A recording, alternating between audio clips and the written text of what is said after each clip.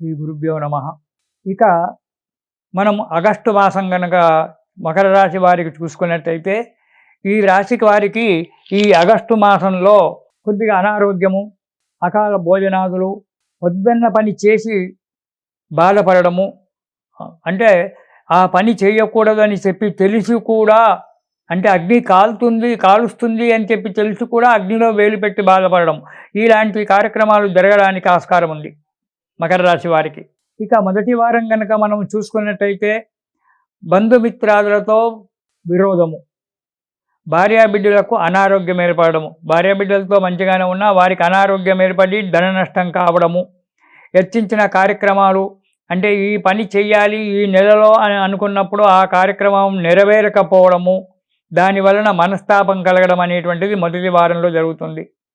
ఇక రెండవ వారం కనుక ఈ మకర రాశి వారికి కనుక మనం చూసుకున్నట్టయితే, ధన లాభము, అనుకున్న కార్యక్రమం జరిగి డబ్బు చేతికి రావడం అనేటువంటిది ఉంటుంది. చేసేటువంటి ఒక వృత్తిలో అంటే వ్యాపారంలో కావచ్చు, ఉద్యోగంలో కావచ్చు, కొద్దిగా అభివృద్ధి చెందడం అనేటువంటిది ఉంటుంది.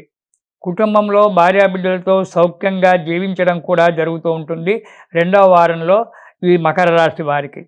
ఇక మూడవ వారం కనుక చూసుకున్నట్టయితే, సదా విచారము, ఎప్పుడు బాధపడుతూ కూర్చోవడమే ఈ వారం రోజులు అనేటువంటి ఒక విషయం ఏర్పడుతుంది. అనవసరమైనటువంటి ఒక కలహాలు, పనికిరానిటువంటి ఒక పోట్లాడు ఏర్పడడం ఉంటుంది. కాబట్టి ఎదుటి వారితో మాట్లాడినప్పుడు జాగ్రత్తగా ఉండడం మంచిది. యత్నకార్య భంగము, చేసేటువంటి ఒక కార్యంలో విఘ్నాలు ఏర్పడి కార్యము నెరవేరకపోవడము జరుగుతూ ఉంటుంది.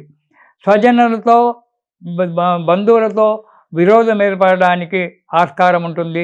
దగ్గరి స్నేహితుల వల్ల విరోధం ఏర్పడబోతుంది. కాబట్టి జాగ్రత్తగా వ్యవహరించండి.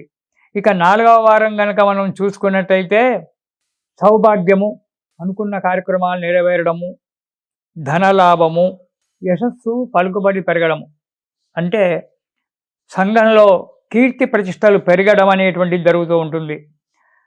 సామాన్యంగా సర్వత్రా కూడా ఈ వారంలో అనుకూలంగానే జీవితం గడుస్తూ ఉంటుంది. కొన్ని కష్టాలు రావడానికి ఆస్కారం ఉంది కదా, అలాంటప్పుడు బాధపడక ఈ మకర రాశి వారు ఈ నెల మొత్తము కూడా కాలభైరవాష్టకాన్ని చదవండి. కాలభైరవాష్టకం కనుక ప్రతిరోజు చదివినట్టయితే ఈ మకర రాశి వారికి అనుకున్నటువంటి ఒక కార్యక్రమాలు నెరవేరి, మనోవిచారం తగ్గి, ధనలాభం కలిగి, ఆరోగ్యంగా ఉంటారు, సంతోషంగా ఉంటారు. ప్రతిరోజు కూడా కాలభైరవాష్టకం చదవండి. ఇది చాలా మంచి రెమెడీ. దీనివల్ల ఎన్నో కష్టాలు పోతాయి, సుఖంగా జీవితంలో సంతోషంగా ఉంటారు. ఇది శుభం.